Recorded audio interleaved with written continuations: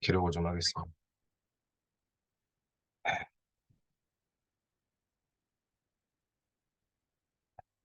네. 그, 오늘은 그 다니엘서 2장, 우리, 25절부터죠. 25절부터 우리 마지막 49절까지, 그래서 2장 전체를 좀 마무리를 할 텐데요. 특별히 늘 그렇듯이 이 지난 시간의 내용들을 좀 복습하면서 그리고 강의에 들어가도록 하겠습니다. 지난번에 2장 초반 1절부터 24절까지의 내용을 살펴봤죠. 그래서 이 내용이 오늘 본문 이 2장 25절부터 49절까지의 내용과 이제 이어지는 그런 맥락이죠. 네, 이어지는 문맥입니다. 그래서 우리 지난 시간 우리 내용을 먼저 좀 살펴보도록 하겠습니다. 네. 저희 지난 시간에 봤듯이 우리 다니엘서 2장은 이 느부갓네살 왕의 이 꿈으로부터 시작이 되죠. 그래서 특별히 다니엘서 2장 보면은 이 꿈에 대한 이야기가 굉장히 많이 나옵니다. 특별히 이 느부갓네살 왕의 꿈에 대해서 이야기가 나오는데 이 바벨론에서 가장 발달한 학문이라고 제가 적어놨잖아요. 제가 지난번에 설명드렸듯이 이 바벨론에서 가장 발달한 학문 두 가지가 있었죠. 무엇이었습니까? 네, 이 점성술과 이 꿈풀이였습니다. 특히 이 바벨론에서는 이 꿈을 어떻게 생각했다라고 말씀드렸습니까?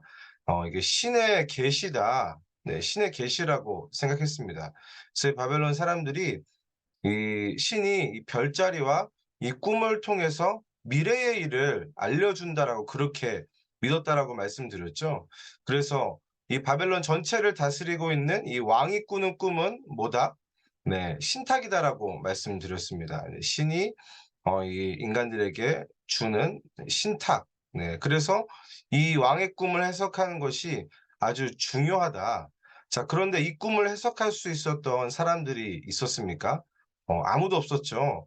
네, 바벨론의 모든 이 점성가들과 뭐 점쟁이들 그리고 뭐 지혜자들이 다 모여서 이 꿈을 해석하려고 해도 심지어는 이 꿈의 내용조차도 알지 못하는 완전히 가리워져 있는 그런 상태를 지난 시간에 우리가 좀 살펴봤습니다. 그래서 이 부분이 의미가 있다고 말씀드렸죠. 이렇게 꿈 앞에서 바벨론의 왕과 그리고 바벨론의 그 모든 지혜자들이 쩔쩔매는 이 모습을 보면서 인간에 대해서 볼 수 있다라고 말씀드렸습니다. 그래서 인간이 어떤 존재인가? 인간은 그저 때를 기다려야만 하는 그런 존재다. 특별히 인간은 이 묵시 앞에서 때가 변하기를 기다릴 수밖에 없는 존재라고 했습니다. 지금 하나님의 묵시 앞에 모두가 다 쩔쩔매고 있는 그런 상황이죠. 이 묵시 앞에서 인간은 이 때가 변하기를 그저 이루어지기를 이것이 보여지기를 기다려야만 하는 그런 존재다. 자, 그리고 두 번째, 그렇다면 이 묵시가 어떻게 열리느냐? 이 다니엘을 통해서 이 묵시가 열리기 시작하는 거죠. 하나님께서 말씀하시기 시작합니다. 자, 그런데 한 가지 중요한 지점이 있었습니다. 이 묵시가 열리기 직전에 그 지혜자였던 다니엘이 했던 행동이 무엇인지, 네, 어떤 행동을 했습니까? 네, 하나님에게 기도를 했죠. 기도 말고 다른 것을 하지 않았습니다. 하나님 앞에 그저 엎드려서 이 묵시를 주께서 풀어주시도록 그 꿈의 내용과 해석을 알려주시도록 기도를 했다. 실은 세상 모든 지혜를 하나님께 받은 다니엘도 이 하나님의 묵시 앞에서는 어떤 존재라는 거죠? 네, 그저 하나님께서 이 묵시를 열어주시기를 기도해야 하는 그런 존재다. 그래서 다니엘이 그 점을 분명하게 알았습니다. 그래서 이 상황에서 내가 어떤 지혜로운 행동을 해야 할까? 이거는 하나님 앞에 엎드려서 기도할 수밖에 없다. 주께서 열어주시지 않으면은 이 묵시 앞에 나는 아무것도 할 수 없는 그런 존재다. 그것을 인정하면서 하나님께 기도했다라는 거죠. 그리고 그렇게 기도했을 때에 하나님께서 이 다니엘을 통해서 그 기도를 응답하시고 또한 묵시의 그 내용과 또한 묵시의 의미에 대해서 열어주셨습니다. 이를 통해서 성경이 말하고자 하는 게 뭘까요? 네, 이 묵시를 열 수 있는 존재는 오직 하나님 한 분뿐이시다. 그거를 말하고 있습니다. 그래서 이 지점이 오늘 본문과 더불어서 다니엘서 전체를 해석하는 데 있어서 반드시 우리가 가져야 할 시각입니다. 인간의 묵시 앞에서 기다릴 수밖에 없는 존재. 그리고 하나님은 인간에게 이 묵시를 주시고 그 묵시를 열어 보이시는 분이 하나님이시다. 자, 그리고 마지막으로 이 다니엘이 묵시를 열어 주시면서 주시는 것을 경험하면서 하나님을 찬송을 했잖아요. 근데 그 찬송의 내용 혹시 기억하십니까? 그 찬송이 2장 21 절인데 이렇게 이야기하죠. "그는 때와 계절을 바꾸시며 왕들을 패하시고 왕들을 세우시며 지혜자에게 지혜를 주시고 총명한 자에게 지식을 주시는도다." 이 다니엘이 하나님이 어떤 분이라고 찬송하고 있습니까? 네, 때와 계절을 바꾸시는 분이 하나님이시다. 그리고 왕들을 패하시고 세우시는 분이 하나님이시다. 이 찬송의 내용이 바로 오늘 이어지는 이 느부갓네살의 꿈 해석을 통해 성경이 말하고자 하는 진리입니다. 느부갓네살의 꿈은 하나님께서 어떻게 이 세상 왕들을 대하고 계시는지, 어떻게 패하시고 어떻게 세우시는지, 하나님의 때와 계절은 어떠한 방식으로 바뀌는지 그것을 구체적으로 보여주고 있습니다. 그래서 이 지난 시간의 내용들을 우리가 좀 기억하면서 오늘의 이 느부갓네살 왕의 꿈에 대해서 우리가 살펴볼 필요가 있어요. 그래서 우리 26절 말씀이죠. 오늘 본문인데 우리 26절 말씀 우리 함께 같이 읽도록 하겠습니다. 시작. 왕이 대답하여 벨드사살이라 이름한 다니엘에게 이르되 내가 꾼 꿈과 그 해석을 네가 능히 내게 알게 하겠느냐 하니 네. 이제 다니엘이 이 느부갓네살 왕 앞에 그 꿈을 말하고 또한 꿈을 해석하기 위해서 그 왕 앞에 지금 서게 된 것입니다. 그래서 방금 우리가 읽었던 이 26 절을 보면은 다니엘을 부르는 호칭이 나오죠. 근데 그냥 다니엘이라고 부릅니까? 네, 아니죠. 이렇게 이야기하죠. "벨드사살이라 이름한 다니엘에게 이르되"라고 합니다. 이 부분을 보면서 뭐 그냥 다니엘이라고 부르면 되는데 왜 굳이 벨드사살이라 이름한 다니엘이라고 이렇게 이야기를 했을까요? 뭐 '그냥 그렇게 불렀나 보다.'라고 생각할 수도 있겠지만 실은 이 부분부터가 굉장히 중요한 의미를 가지고 있습니다. 우리가 1 장을 공부할 때에 그 이름의 중요성에 대해서 살펴봤죠. 이름은 그 사람의 정체성 그 자체라고 말씀드렸습니다. 자, 그렇다면 원래 다니엘의 이름의 뜻, 네, 히브리 이름의 뜻 혹시 기억하십니까? 네, 이거였죠. 하나님은 나의 심판자다. 이 이름에서부터 하나님을 인정하는 네, 그런 의미를 가지고 있었죠. 자, 그런데 이 벨드사살은 이런 뜻이었습니다. 벨이 나의 삶을 지킨다. 네. 이게 무슨 의미가 있는지 좀 감이 좀 잡히십니까? 네. 바로 이 바벨론식의 이름으로 계명했다라는 거죠.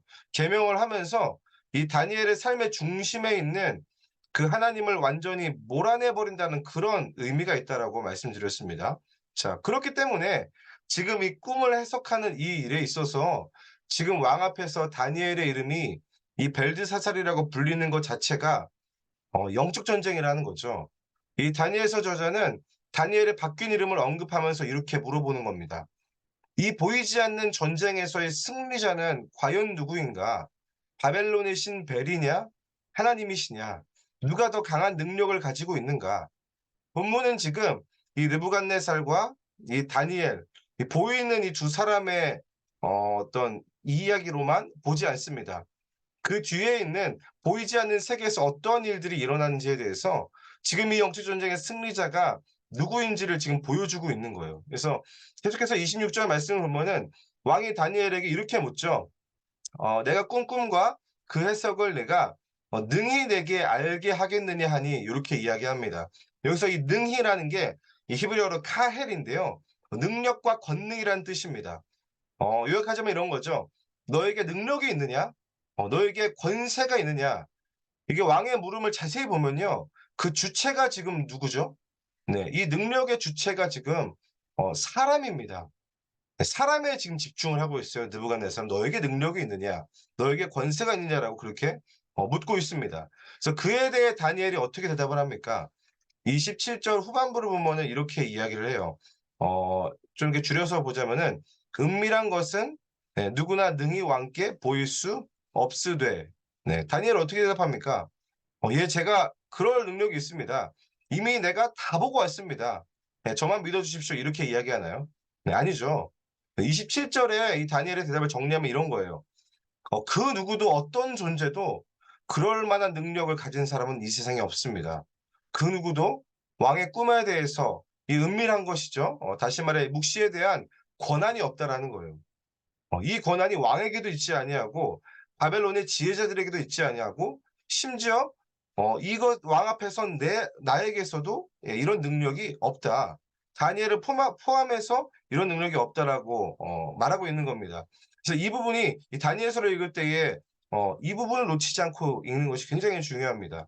그 이런 거죠. "그 누구도 지난밤 내가 꾼 꿈을 알지 못합니다." 자, 그런데 생각해 보면은 우리 인간이 모르는 것이 지난밤 꾸었던 꿈만 모릅니까? 예, 상대방이 꾸었던. 네. 실은 우리는 모든 것을 다 알고 있는 것처럼 그렇게 매일매일 자신감 있게 살아가고 있지만 실은 그렇지 않습니다. 특별히 우리가 죽었다 깨어나도 모르는 그런 영역이 있다라는 거예요. 네. 근데 이게 막 무슨 영적인 영역일 수도 있지만 제가 여러분들에게 수수께끼를 여기서 하나 내도록 하겠습니다. 갑자기 웬 수수께끼일까요? 네. 여러분 가까워지지만 영원히 다가오지 않는 것이 무엇인 줄 아십니까? 네. 가까워지지만 영원히 다가오지 않는 것. 네. 뭐냐면요. 내일입니다. 내일. 네. 여러분 우리 인간이 이 나이와 연륜과 뭐 이런 것들이 쌓일 수 있죠. 그래서 많은 지식들을 습득하고서 삽니다. 그런데 그런 것과 전혀 상관없이 절대 모르는 게 있는데 그것은 바로 내일인 거예요. 이걸 좀 더 다시 말하면은 미래입니다. 우리는 내일 그리고 미래에 무슨 일이 일어날지 전혀 알지 못하는 그런 존재들이죠. 미래에 대해서 인간은 전적으로 무능한 존재입니다. 자, 그런데 누가 이 내일을 압니까? 누가 이 내일과 이 미래를 안다라고 지금 이야기를 하는 거죠? 네. 바로 오직 하나님만이 그걸 아신다. 28절 초반에 다니엘이 이렇게 고백을 해요. "오직 은밀한 것을 나타내실 이는 하늘에 계신 하나님이시라.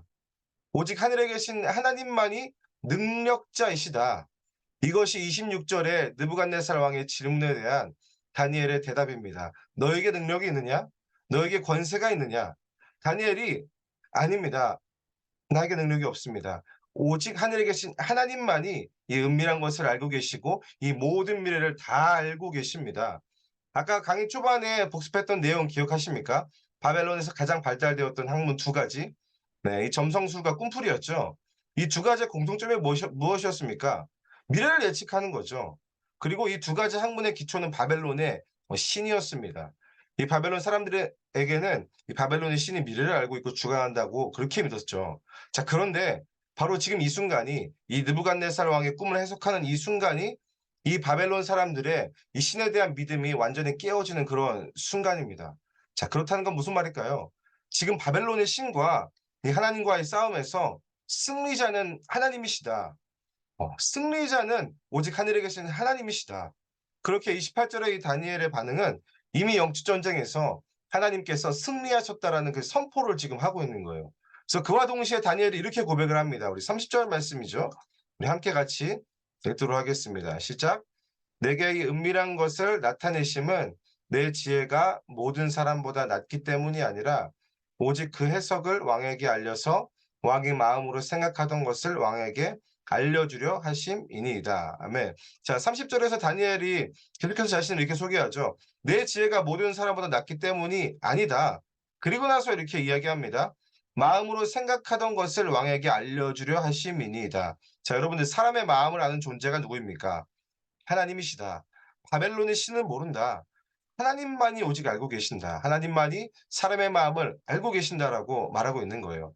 그래서 다니엘이 바벨론의 꿈을 해석할 수 있었던 이유는 자신의 능력과 지혜가 뛰어나서가 아닌 거죠. 이미 이 부분에서 지난 시간에 왕을 만난 다음에 다니엘이 가장 먼저 했던 그 행동, 그 기도를 통해서 이미 이것이 드러난 겁니다. 그래서 이 모든 것을 종합해 봤을 때에 다니엘의 삶의 태도가 과연 무엇일까? 한마디로 이겁니다.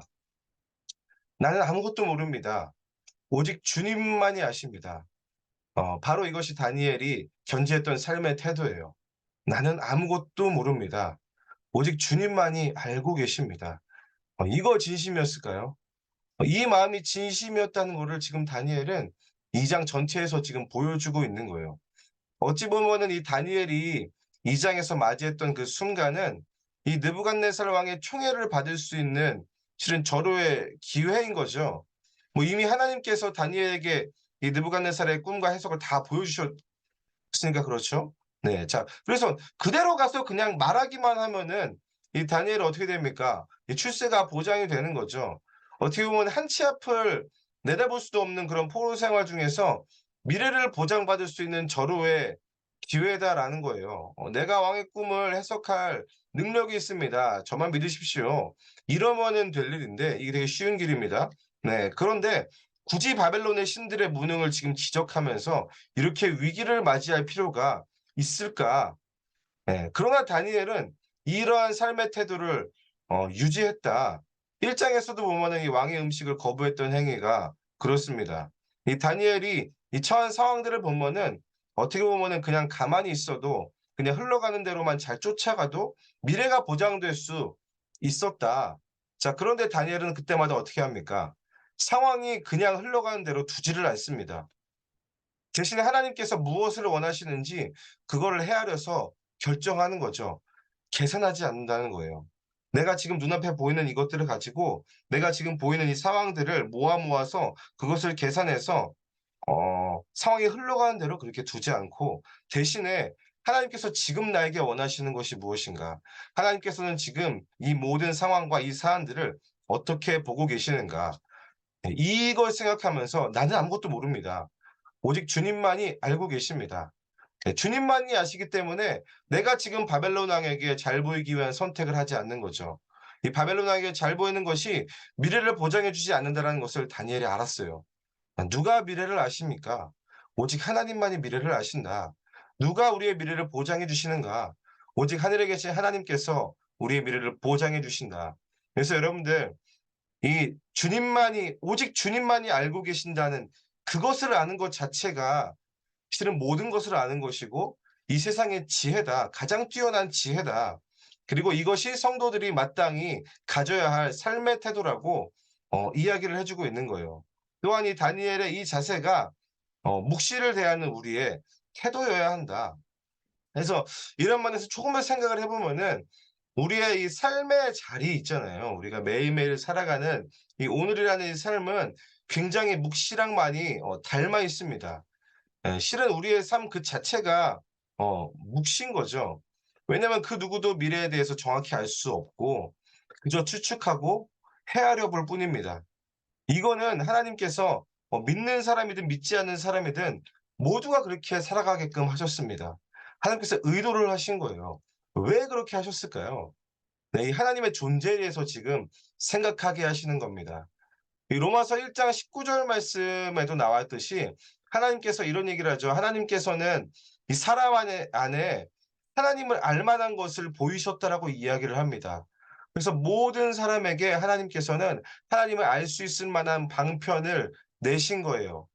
네. 뭐 여러 가지가 있겠죠. 근데 그중에서 저는 바로 오늘 매일매일의 삶 가운데서 하나님이 어떠한 분이신지를 알게끔 묵시를 주셨다. 아, 굉장한 은혜 아닙니까? 네. 그리고 그 하나님을 찾는 우리들에게 하나님께서는 어떤 분이신가? 기꺼이 자신을 드러내시는 분이시다. 펼쳐 보이시는 하나님이시다. 그래서 이 다니엘서 말씀을 묵상하면서 지금 보면은 느부갓네살 왕도 지금 하나님을 막 점점 알아가잖아요. 그래서 이 말씀을 묵상하면서 떠오른 말씀이 있었는데 베드로후서 3장 9 절에 보면 이런 말씀이 있습니다. "너희를 대하여 오래 참으사 아무도 멸망하지 아니하고 다 회개하기에 이르기를 원하시느니라." 하나님께서 인간을 바라보는 시선에 대해서 베드로가 이야기한 건데 저는 이 다니엘서를 보면서도 '아, 이 하나님의 진심을 지금 헤아리게 하시는구나.'라는 생각이 들었습니다. 그래서 우리 하나님이 어떤 분이신가? 우리에게 자신을 기꺼이 나타내시는 하나님이 우리가 믿는 하나님이시다. 그렇다면 우리에게 지금 주시는 교훈은 무엇입니까? 오직 주님만이 나의 미래를 알고 계시고 정말로 그 주님을 인정하고 날마다 매일마다 그 하나님을 발견하며 하나님 앞에 사는 것입니다. 그래서 그런 고백을 할 때에 하나님께서 기꺼이, 네, 하나님의 마음을 우리 가운데 열어 보이신다. 네. 그래서 이제 꿈 얘기하기 전에 좀 많은 이야기를 했는데요. 이제 본격적으로 좀 느부갓네살 왕의 꿈과 그 해석의 이야기를 좀 살펴보도록 하겠습니다. 이 전체적인 구조를 보면요. 이 31 절부터 35 절까지는 이 꿈의 내용에 대해서 나옵니다. 예, 어떤 꿈을 꾸었는지 구체적으로 다니엘이 밝히고, 그리고 36 절부터 이 45 절까지는 이제 본격적으로 그 꿈이 어떠한 의미를 가지는지, 지금 현실에서 어떠한 의미를 가지는지 그 꿈의 해석으로 이렇게 부분을 나눠서 볼 수 있습니다. 그래서 먼저는 꿈 이야기인데요. 이 어 31 절과 그리고 32 절을 보면은 이렇게 이야기하죠. 그 31 절을 보면은 이 느부갓네살 왕이 꿈에서 보았던 게 무엇이죠? 네. "큰 신상이다. 왕의 한 큰 신상을 보셨나이다."라고 그렇게 이야기를 하고 있습니다. 그리고 이 32 절에서는 구체적으로 이 큰 신상이 우상이라고 이야기합니다. "그 우상의 머리는 순금이요."라고 그렇게 이야기를 하죠. 그래서 이것을 그림으로 보면은 이렇게 됩니다.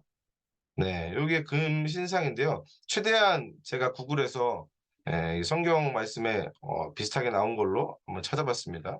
그래서 먼저 이 신상을 좀 살펴보면요. 머리가 금으로 돼 있죠. 네. 머리가 금으로 돼 있고, 그리고 이 가슴과 두 팔이 은으로 돼 있습니다. 그리고 이게 배랑 이 널쩍다리가 이제 노스로 돼 있고 동으로 돼 있는 거죠. 네. 그리고 종아리. 네. 요게 종아리 부분이에요. 네. 종아리가 지금 쇠로 돼 있습니다. 그리고 마지막으로 요 발 부분 잘 보이시나요? 이 발을 보면은 이 쇠랑 진흙이 살짝 섞여 있습니다. 네. 이렇게 섞여서 이 발 부분이 되어 있다. 그래서 이걸 보면은 4 개의 금속과, 그리고 진흙으로 이 신상, 이 우상이 구성되어 있습니다. 자, 근데 신상의 모양은 이렇게 되는데, 그런데 이 신상이 나중에 어떻게 됩니까?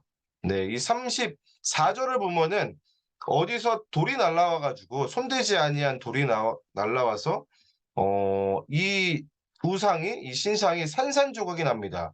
그리고 그 우상을 친 그 돌이 온 세계에 태산을 이루어서 가득하게 되었더라. 네, 여기까지가 이 느부갓네살 왕이 보았던 꿈의 내용이죠.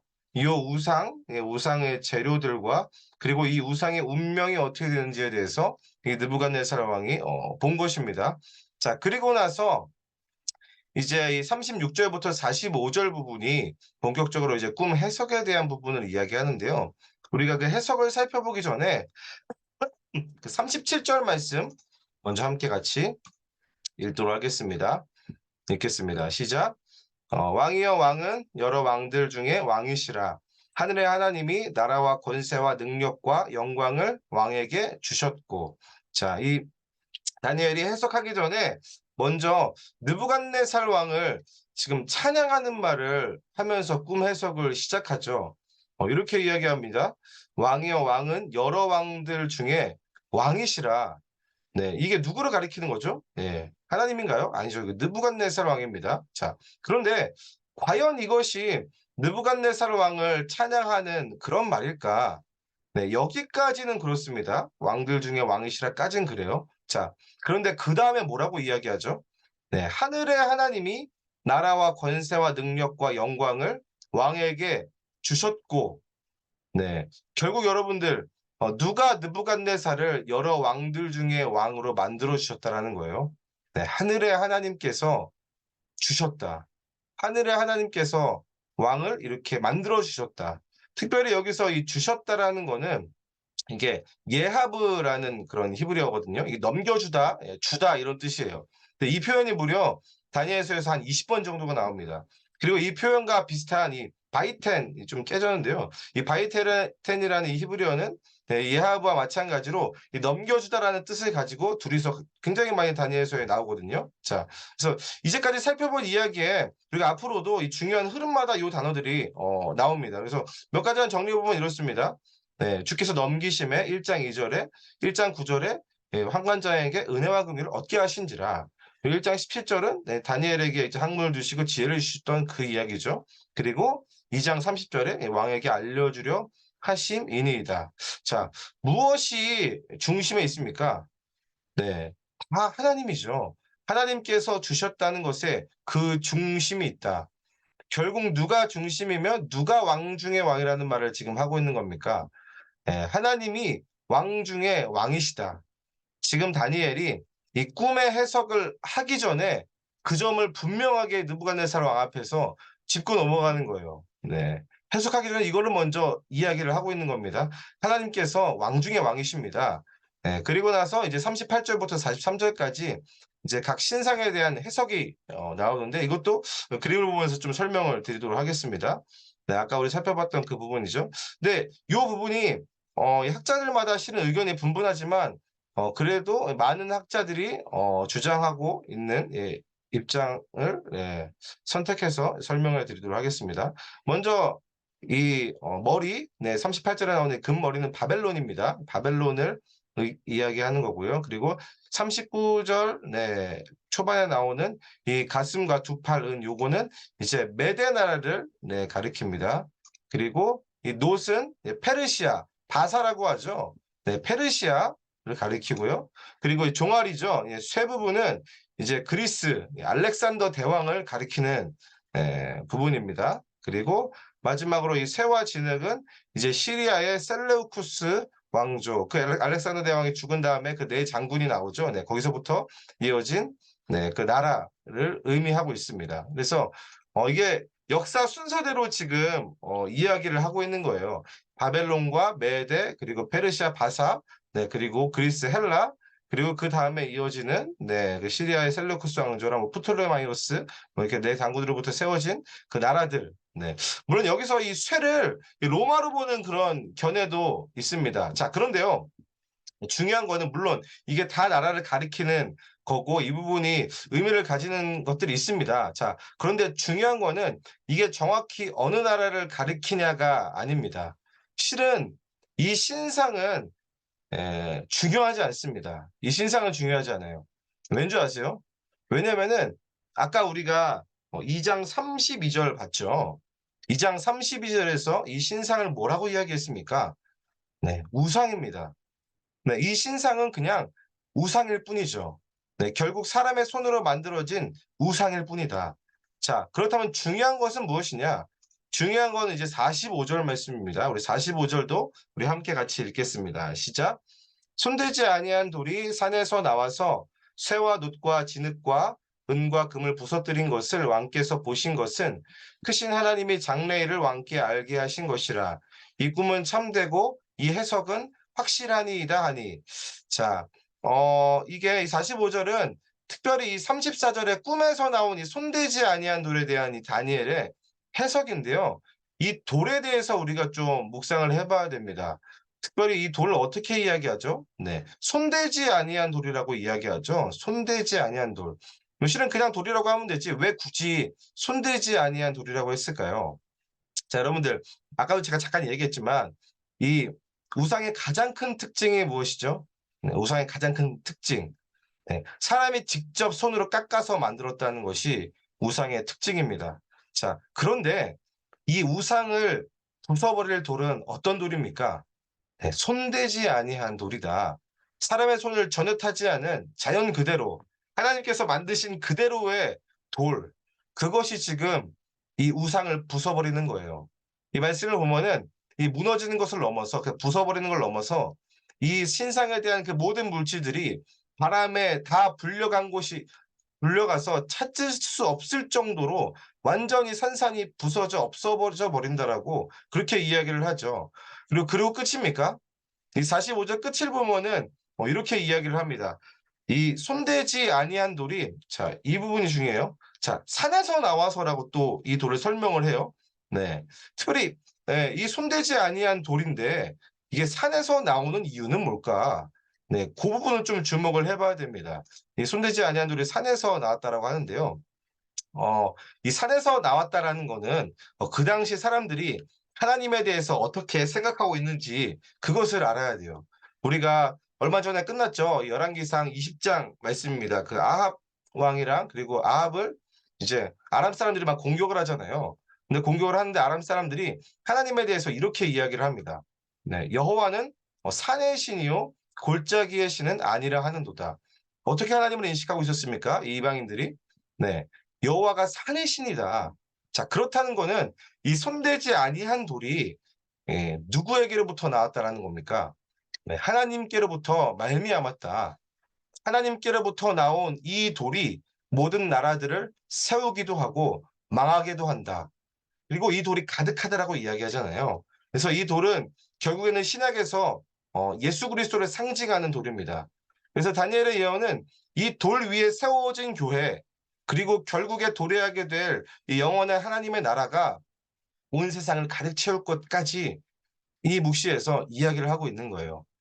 우리가 이 열방 나라들이 신상처럼 우뚝 섰을 때에 그 나라들을 보면은 '아 이거 영원하겠구나.' 영원할 것 같이 그렇게 보죠. 자, 그런데 결코 그렇지가 않습니다. 결국 이 모든 나라가 하나님의 손에 달려 있습니다. 그래서 이 느부갓네살 왕의 꿈을 통해서 말하고자 하는 바는 이 열국의 나라들이 영원할 것 같지만 결코 영원하지 않다. 하나님의 나라, 손대지 아니한 돌이 산에서 나와서 다 부시듯이 하나님의 나라가 결국에는 이 모든 세상 가운데 가득 차게 될 것이다. 하나님의 나라만이 영원하다라고 이야기하고 있는 거예요. 그래서 여기까지가 이 꿈의 해석이고요. 이 모든 것을 다 들은 다음에 이 묵시의 의미를 알게 된 다음에 이 46절을 보면은 지금 느부갓네살 왕이 무엇을 하고 있습니까? 네. 엎드려서 절을 합니다. 그리고 하나님을 찬양하는 거죠. 이걸 맥락상으로 봤을 때는 실은 이 모든 일이 있기 이전에 2장 37 절에서 다니엘이 막 하나님을 찬양했잖아요. 네. 그런데 그 다니엘의 고백을 지금 느부갓네살 왕이 똑같이 하고 있습니다. 네. 이런 행동 하나하나가 실은 묵시가 이루어지는 것들을 보여주고 있는 거예요. 묵시의 또 다른 성취가 이렇게 이루어지고 있습니다. 그래서 이것을 하나님의 시각에서 좀 정리하면 이런 거죠. 하나님께서는 이 다니엘을 통해서 이방인으로 하여금 하나님을 찬양하게 하십니다. 그래서 이런 흐름들이 계속해서 있었죠. 1 장에 이 환관장 아스부나스에서부터 시작해서 거기에 임했던 하나님의 은혜와 긍휼이 근위대장 아리옥을 지나서 지금 느부갓네살 왕에게까지 지금 흘러가고 있습니다. 이 느부갓네살 왕이 하나님께 경배한다라는 것은 이런 의미를 가집니다. 이 열방의 왕과 우상들이 지금 하나님 앞에 엎드려져 있는 그 모습을 보여주고 있어요. 그래서 1 장에서 우리가 봤듯이 실은 바벨론이 막 전쟁에서 이겼다고 막 온갖 신들의 그 신전 기구들을 다 가져와 가지고 위세를 막 자랑했잖아요. 그런데 지금 그랬던 바벨론 왕이 하나님을 경배하고 있습니다. 하나님이 이방 신들보다 훨씬 더 뛰어난 분이고 바벨론의 신과는 비교할 수 없을 정도로 높으신 분이라는 것을 지금 인정하고 있습니다. 네. 그런데 이게 과연 바벨론뿐일까요? 아니다. 바벨론은 그냥 시작에 불과하다. 앞으로 이어질 그 모든 나라들, 메대와 바사와 헬라와 그 밖에 이루어지는 그 모든 나라들, 앞으로 계속해서 세워지고 무너지고 할 그 모든 나라가 다 하나님의 손에 달려 있다. 바벨론은 단지 시작일 뿐이다라고 말씀하고 있는 거예요. 이 강의 내용이 여기까지고요. 오늘이 2장 25 절부터 49 절까지의 강의를 준비하면서 좀 이런 인상을 받았습니다. 지금 이 형국이 다니엘이 이 느부갓네살 왕을 오히려 지금 가르친다라는 그런 느낌을 받았어요. 네. 1 장에서는 느부갓네살 왕이 이 다니엘과 새 친구들을 바벨론의 학문으로 가르치려고 하지만 지금 이 말씀을 보면은 오히려 지금 느부갓네살 왕이 다니엘에게 가르침을 받고 있습니다. 하나님이 어떠한 분이신지를 지금 다니엘이 이방인에게 가르치고 그 이방인이 지금 하나님을 알고 하나님께 경배를 드리는 그런 역사가 일어나고 있죠. 그래서 다니엘이 했던 그 찬양을 느부갓네살 왕이 이제 배워서 똑같이 자신의 입술로 고백을 하는 거예요. 그래서 이 부분을 보면서 '아 진짜 이 예언자들의 예언이 지금 이루어지는 순간이구나.' 이사야서 60장 말씀을 보면은 이 이방 나라들이 하나님을 알고 하나님께 제물을 가지고 와서 바치는 그런 예언이 나오는데요. 지금 다니엘서의 이 느부갓네살 왕이 그와 같습니다. 하나님께서는 이 묵시를 열어 주심으로 이방인들에게도 지금 하나님을 알고 경배할 수 있는 길을 열고 계시는 거예요. 그래서 이 의미를 좀 우리의 삶 가운데 가져보면 이런 겁니다. 이 하나님을 알지 못하는 자들을 우리가 그럼 어떻게 대할 것인가? 예수님을 믿지 않는 사람들, 말 그대로 세상을 우리가 어떠한 눈으로 바라보아야 할 것인가? 그냥 지옥의 불쏘시개들인가? 예, 아니죠. 오히려 그들을 찾아가야 합니다. 가서 우리가 하나님에 대해서 알려줘야 돼요. 가르쳐야 됩니다. 이 마음이 굉장히 중요한 거예요. 어떤 지식적인 그런 것이 아니라 진짜 하나님을 좀 알았으면 좋겠다. 저는 다니엘에게 바로 이 마음이 있었다고 저는 확신합니다. 이방인들을 향한 하나님 아버지의 그 마음을 다니엘이 알았어요. 그래서 왕 앞에서 하나님이 어떠한 분이신지 당당하게 이야기할 수 있었던 거죠. 하나님을 전했을 때에 그렇게 하나님을 전했을 때 하나님께서는 다니엘의 눈을 열어주셨습니다. 보여주셨어요. 누구도 볼 수 없는 그 영역들을 다니엘에게 하나님께서 다니엘에게 열어주셨습니다. 그래서 우리가 이런 기도하잖아요. 주님 영적인 눈을 좀 열어주십시오. 영적인 눈이 좀 열리게 해주십시오. 이런 기도를 합니다. 자, 그런데 여러분들 영적인 눈이 왜 열려야 합니까? 왜 그 기도를 간절하게 하는 걸까요? 뭐 그 일차적인 목적이 그저 내 안위와 내 유익을 위해서 영적인 눈이 열려야 하는가? 실은 안 열어주시는 이유가 있다라는 거예요. 아니 실은 열어주셨지만 실상 우리 자신은 그 눈으로 보려고 하지 않는 것일 수 있습니다. 자, 그러나 하나님의 마음을 구하는 사람들, 특별히 이 하나님을 전하고자 하는, 알리고자 하는 목적이 분명한 사람들에게 하나님께서는 그 눈을 열어주십니다. 누구도 알지 못하는 그 묵시의 영역들을 열어주십니다. 그래서 좀 자부심을 가질 필요가 있어요. 우리만 볼 수 있는 영역이 있습니다. 그 성도들에게만 하나님께서 열어주시는 영역이 있다.